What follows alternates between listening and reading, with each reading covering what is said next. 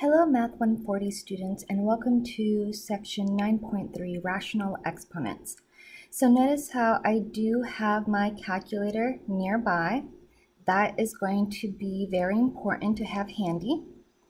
So what do we want to do? We want to simplify these rational exponents, okay? And we always want to think about what's happening when we have either an even or an odd index or a power or an exponent. So let's dig into some of these examples. So look at number 1. We have the third root of negative 512. So the most important thing to identify is going to be the index. Since it's the third root, I know my index here is 3. Okay. So if I want to simplify this, I can do this on my calculator. If I were to rewrite this so that I can do this on my calculator, it would be in exponential form. So I'm going to rewrite as negative 512 to the power of 1 over, and here we have the power of 3 because the index is 3. So 1 over the denominator equal to that index.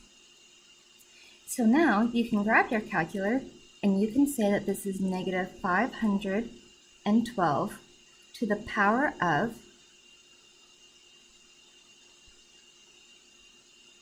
and my fraction here is 1/3. So I have negative 512 to the 1/3 power.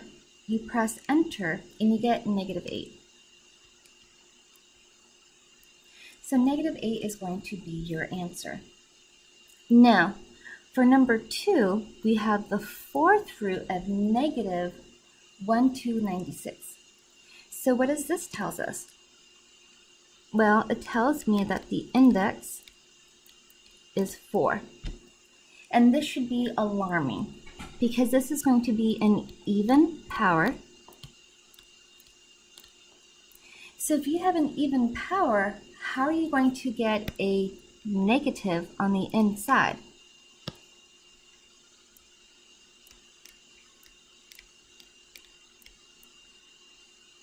So it would be a negative radicand. So if you just kind of think about it over to the side, if I had negative 2 squared, well, that would give me a positive 4.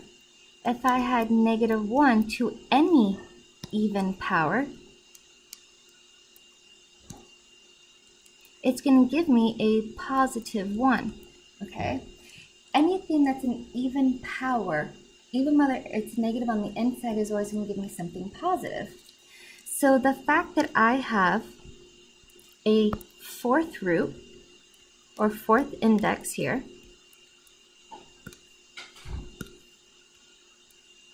more importantly, what we care about is that it's even and it's negative on the inside. It's going to tell us that there's going to be no real solution. It might be imaginary, but for now we are going to say no real solution.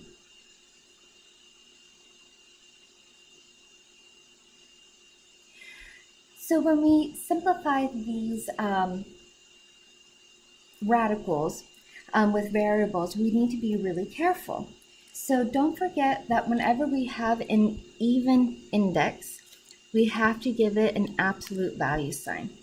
So let's look at some of these examples. I have the fifth root of d to the 25th power. So if I were to rewrite this, the inside, right, the radicand, we have d to the 25. And because I have my index of 5, I'm going to write it as 1 over the index. So it's 1 over 5. So now what you see is d to the 25th power raised to the 1/5 power. So what you can do is you can actually multiply 25 times 1/5.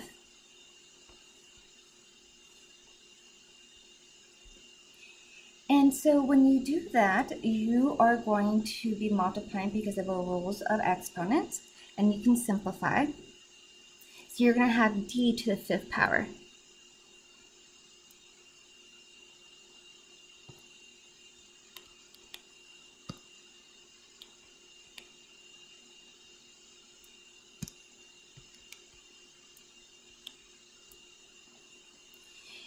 And this was an odd power, so because it's an odd power, we're okay.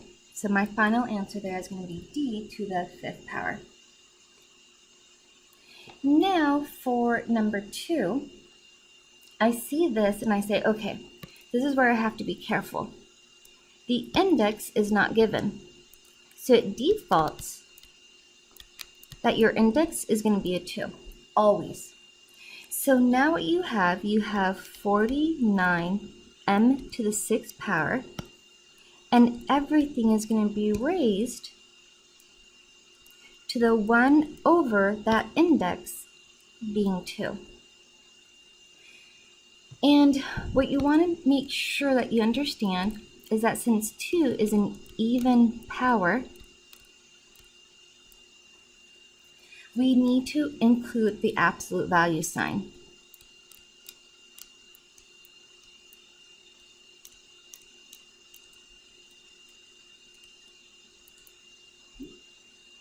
So now you can think about it as, okay, this is really going to be 49 to the 1/2 power times m to the 6 divided by 2, right?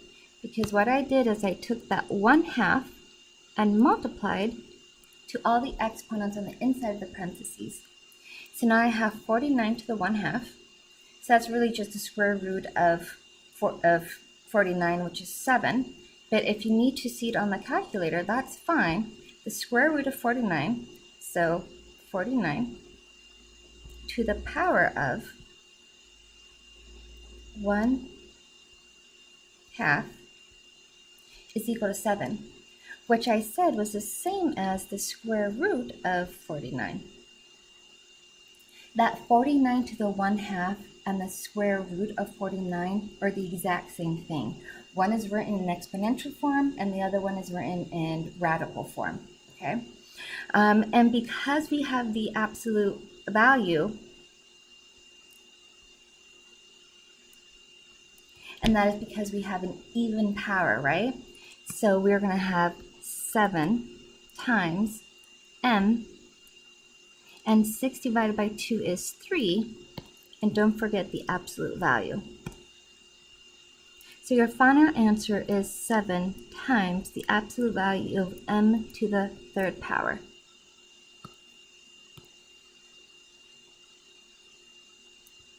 And you might be wondering, well, is the absolute value necessary? Yes. Yes, it is. Because you started with an even index. Therefore, you need those absolute values in there. Now, for number 3.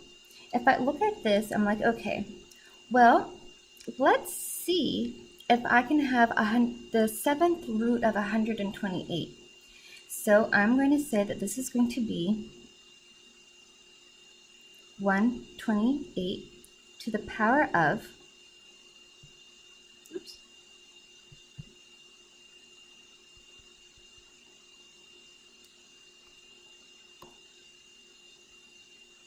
and it's going to be 1/7. And that's going to give me 2. So what I did is I looked at my index, which is 7. So I have the 7th root of 128 times a to the 14th power. Well, that can be rewritten as everything to the 1 over that index, which is 7. And here we see that 7 is an odd power. So we do not need those absolute values. We'll only need it when it's an even power. So now I distributed that 1/7 into everything. So I have 128 to the 1/7 times a to the 14 divided by 7 since you're multiplying, which gives me, we said that that was going to be 2 times a, and 14 divided by 7 gives me 2. So my answer is 2a squared.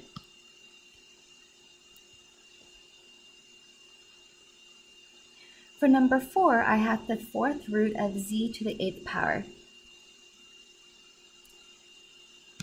which tells me that my index is 4, which is even, which means that I need the absolute value.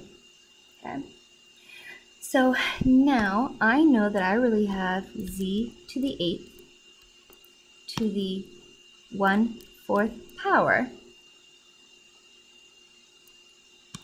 And I can't forget that I have that absolute value as well.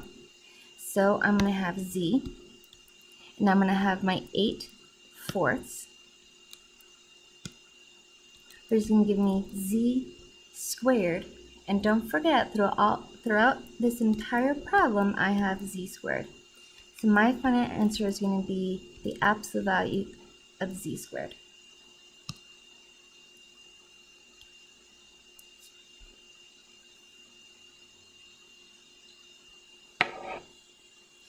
Now what we want to do is we want to use the product property. So that means we can break it down so that the exponent is divisible by the index. So here, if I have n to the 7th and my index is 5, well, that tells me that I want to break down that 7 so it can match the index here. So something that's divisible by 5 is going to be 5. Oops. My variable here is n. I should have written n. So n to the 5th power times n squared, because 5 and 2 is equal to 7, and I can break it down. So now I know that this n to the 5th can jump out. So you really have n to the 5th power, and it gets divided by the index, which is 5 as well, times that 5th root and whatever's left inside, that was the n squared. So now to simplify it, well, you really have just n, since 5 divided by 5 is 1, so n times the 5th root of n squared. And that's your final answer. Now for number 2. I have the 6th root of d to the 11th power. So what I want to do is remember, since I have an even index, then I need to be careful and I need to remember my absolute values, okay, if I take anything out. So I know if I have d to the 11 on the inside, then I'm going to break it out so that the exponents are divisible by 6. So I have d to the 6, and now I have 11, right? So if I do 11 minus 6, that's 5. So 6 plus 5 gives me 11. I could have written out 11 d's, but instead I want to group it to match the index. So now I know things that can simplify and jump out because the index is divisible. The power is divisible by the index. So now on the outside, I have d to the 6 that gets divided by the index of 6. And you have the 6th root of whatever's left inside, which is that d to the 5. So simplifying it, you really have d times the 6th root of d to the 5th. And don't forget, because it was an even index, you always have to remember that absolute value.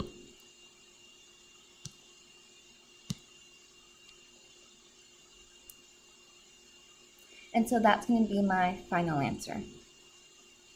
So for problem number 3, I have the 3rd root of 81 times n to the 7th power.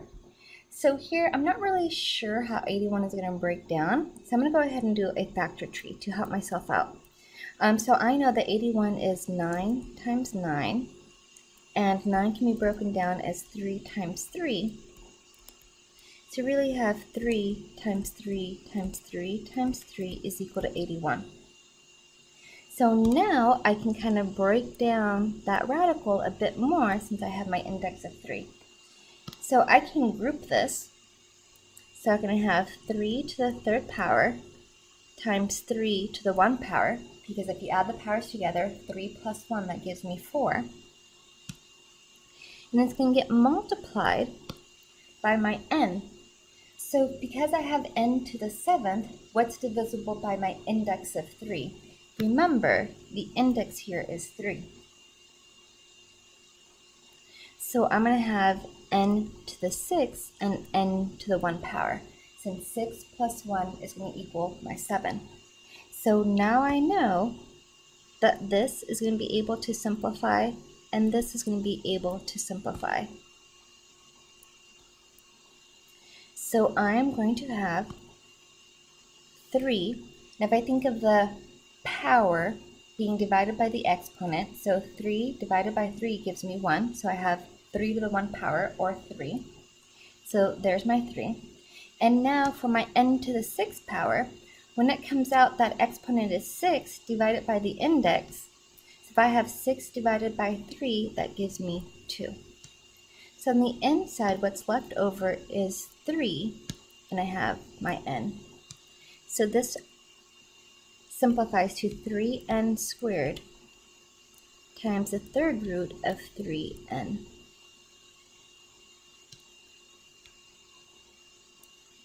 And that's your final answer. With number 4, I have to be a bit more strategic and thoughtful, and remember that the index is 8, which represents an even power, so I have to think about the absolute value sign. So I have the 8th root of w to the 22 power. So I'm going to have this break down. So what is something that's divisible by 8 that's smaller than 22? Well, 22 divided by 8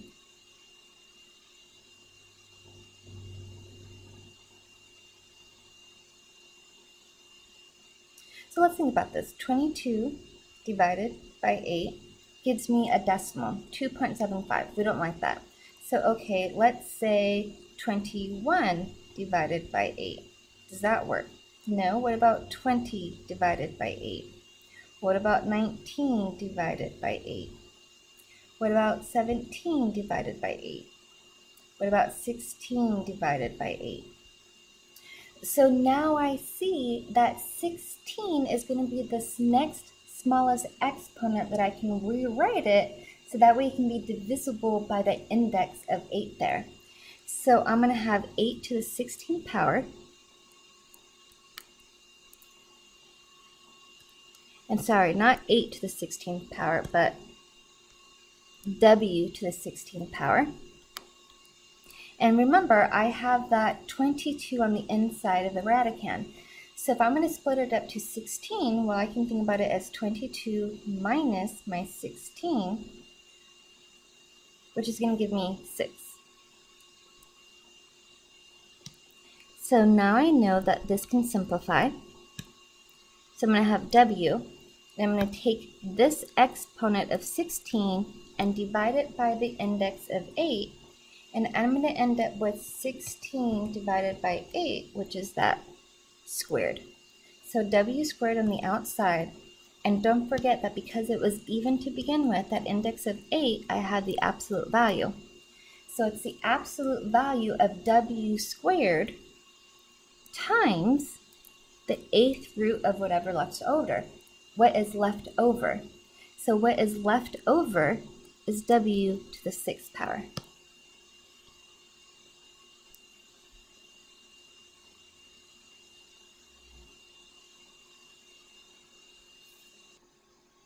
So for number 5 here, what we can do is, because it's the third root of 384 u to the 7th power being divided by the third root of 2u squared, I can combine it so that it's all of the third root, and now I can have the fraction on the inside so that my numerator here is 384 and I have u to the 7th power. My denominator is going to be a 2 and I have my u squared as well. So now I can just simplify going on the inside.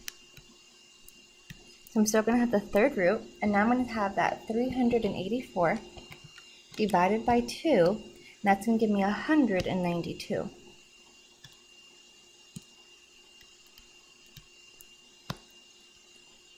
So that gave me 192.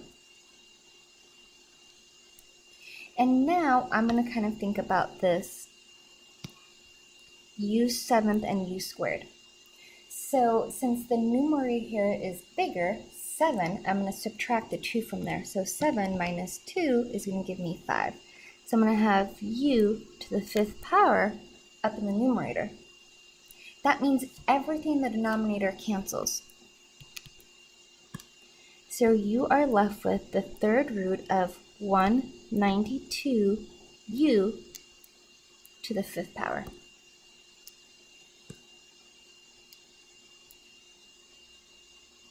Now I don't exactly know how 92 is going to break down, so I'm going to go ahead and use my factor tree.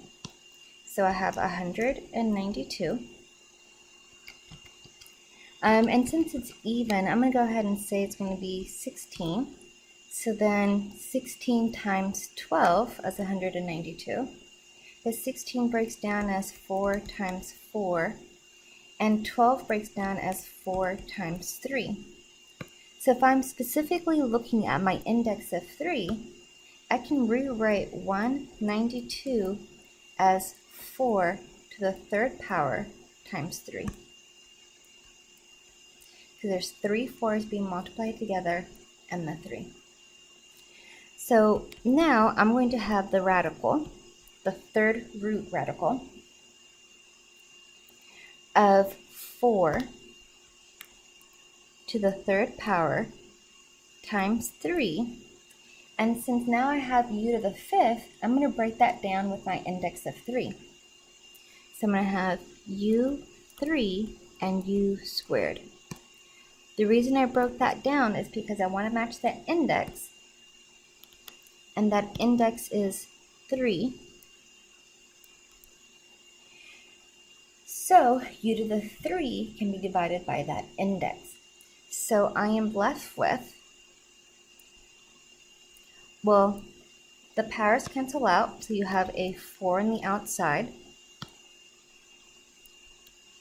And you're going to have a u to the 3 that's going to be divided by the index. So that cancels out, so you're just left with a u. So on the inside, you're going to have the third root of a 3u squared.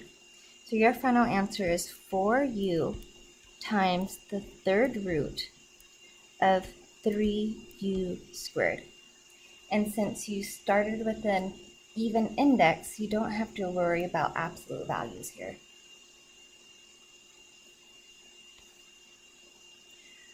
For example, number 6, I have the 4th root of, and the fraction on the inside is 162 u to the 10th being divided by v to the 20th power. So I have to remember that this index is 4, which is even, so I had to remember about the absolute values here. So I'm going to go ahead and break down 162 as much as I possibly can.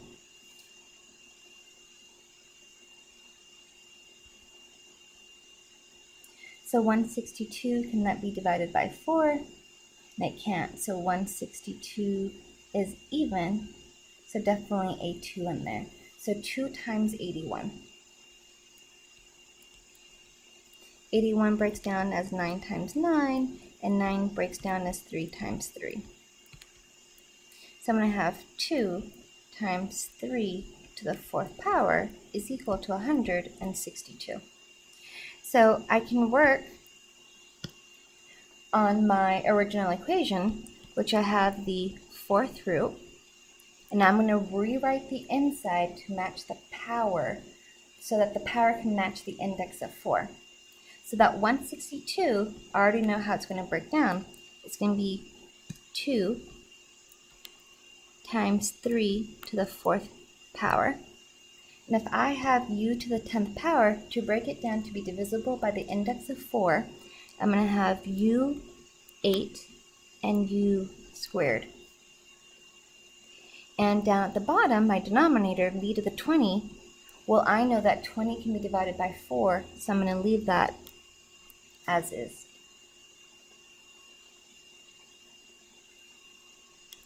Now, the next thing that I can do, so it's a little bit easier on the eye, is I can actually split these into two different radicals. So that numerator is going to be the 4th radical of 2 times 3 to the 4, u to the 8, and u squared.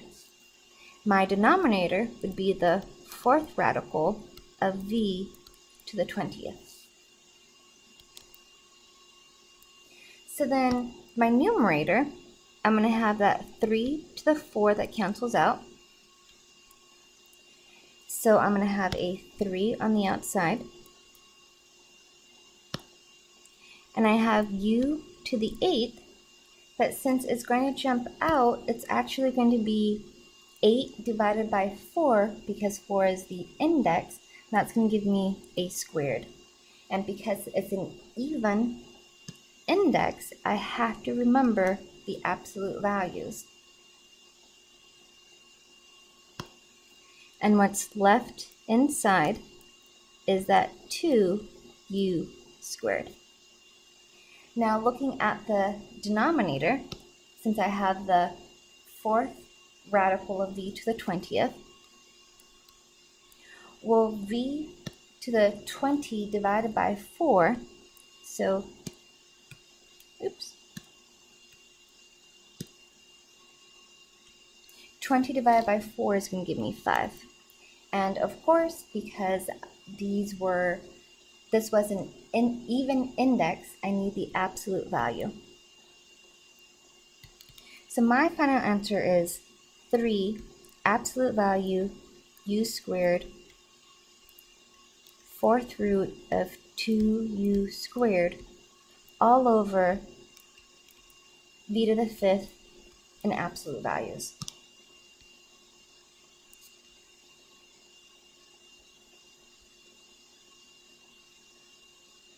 And number 7 is very, very similar.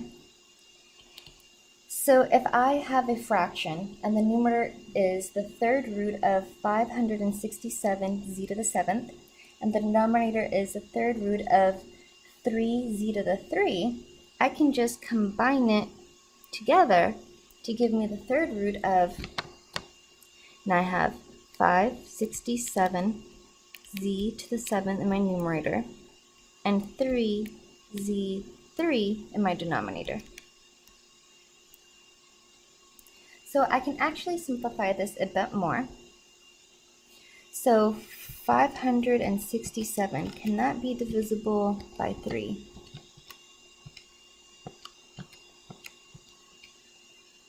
It can. So 3 can divide 567, and that's going to give me 189.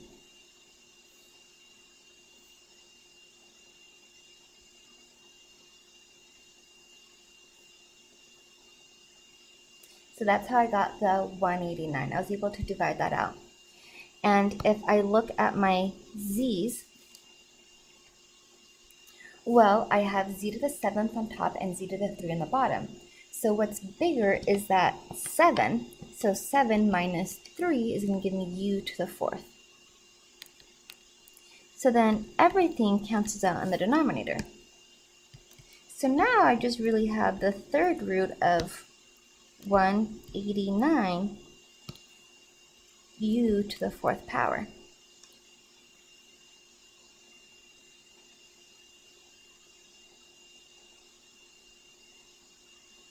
Now if I want to break down 189 I know that's going to be divisible by 3.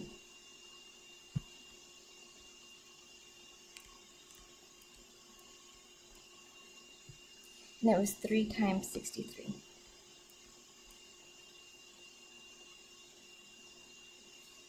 And we know that 63 can be broken down as 9 times 7, and 9 can be broken down as 3 times 3.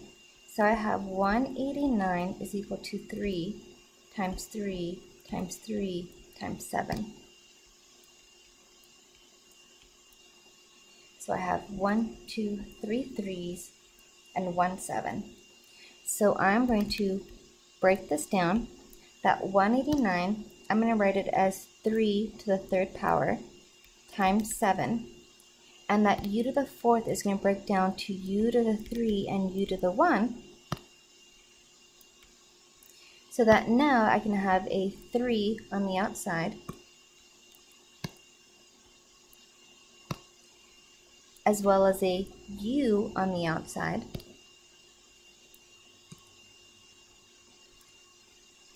And I have the radical of 3 with 7u left inside. So that would be my final answer. The other thing that we can do is add and subtract radicals. So here, just kind of remember the basics of adding, variables together, that they have to match, right? Here's an x term, here's an x term. So what do? You add the coefficients together.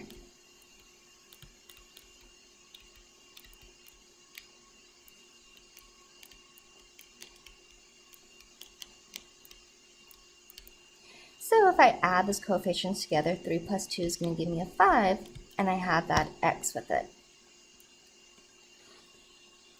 Now, let's think about this with radicals. If I have this, 4 times the fourth root of 4c minus 7 fourth root of 4c, well, you can think of that radical stuff as kind of like the exponent, and you're going to add or subtract the coefficients here together. So if I have 4 minus 7, if I'm subtracting those coefficients, that's going to give me a negative 3. So negative 3, and what comes along with it is that fourth root of 4c. And you can't break that down any further, so that would be your final answer. Now, what's different about number 3 is that inside the radical you have 250, and then in the next term you have 686. So those are different. So you cannot add them because those are different radicals. So you're going to have to break each one down in order to kind of make it similar, so that way you can combine them together. So let's look first at that 250. Well, 250 can be broken down as 25 times 10. 25 can be broken down as 5 times 5, and 10 can be broken down as 2 times 5. So if I have 250, that's going to be 2 times 5 to the third power. So now I'm going to rewrite that first term. So I have 3 on the outside, my radical, my index of 3, and that 250 is now going to be broken down as 2 times 5 to the third power. Now if I have m to the 7 on the inside, and the index is 3, I'm going to change it to m6, m1. That way that 6 can be divided by the index of 3. Now, I'm going to look at that second term. Now I'm going to focus my attention on that 686. So I'm going to go ahead and break that down. So we know that 686 can be divided by 2 because it ends in an even number. So I have 2. So 2 times 343. 343 can be broken down as 7 And let's see here, 343 divided by 7 gives you 49. And 49 can be broken down as 7 times 7. So I know that 686 is really 7 times 7 times 7 times 2. So 7 to the third power times 2. So I'm going to rewrite that 686 I have in the radicand and make it 7 to the third power times 2.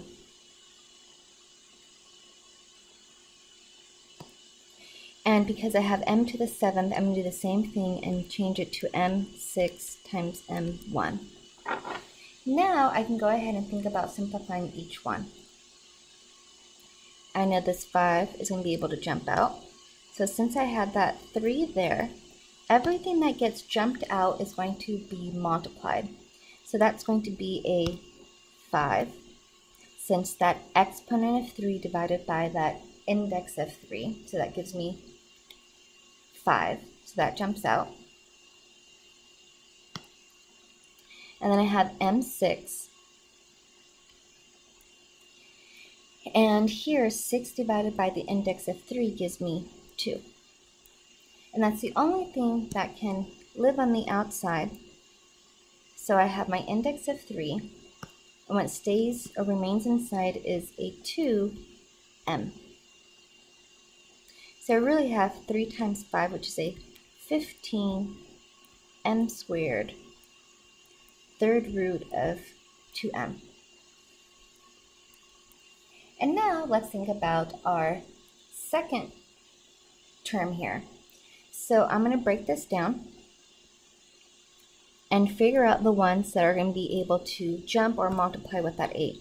So I have 8, that's going to be multiplied by 7, since that exponent of 3 gets divided by the index, so it's 7. And I also have my m6, so I'm going to have times m, and 6 divided by the index of 3 is 2. So I'm left with the radical with 3 as my index, and what stayed inside was a 2m.